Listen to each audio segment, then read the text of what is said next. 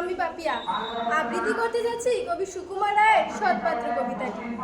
শুনতে পেলাম পোস্তা গিয়ে তোমার নাকি মেয়ের বিয়ে, গঙ্গারামকে পাত্র পেলে জানতে চাও সে কেমন ছেলে।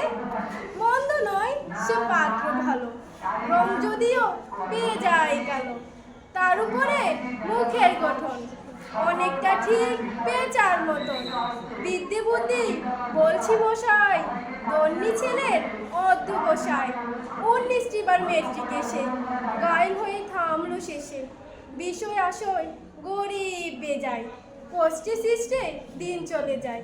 মানুষ তো নয় ভাইগুলো তার, একটা পাগল একটা গোয়াল, আরেকটা সে তৈরি ছিলে, জাল করে লোক গেছেন জেলে। কনিষ্ঠটি তবলা বাজায়, যাত্রা ধরলে 5 টাকা পায়। গঙ্গারাম তো কেবল ভোগে পিলুজন আর পাণ্ডু রোগে, কিন্তু তারা উচ্চগড় কংসরাজের বংশধর। শ্যামলী